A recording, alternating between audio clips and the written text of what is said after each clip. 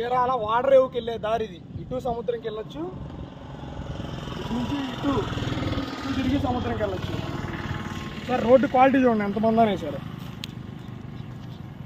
మనం కర్ర ఇది తీసుకున్నాము.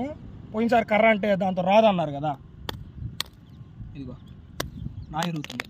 ఇట్లా లేపితే అంతకుముందు వచ్చేది, ఏది లేపినా కూడా రావట్లేదు.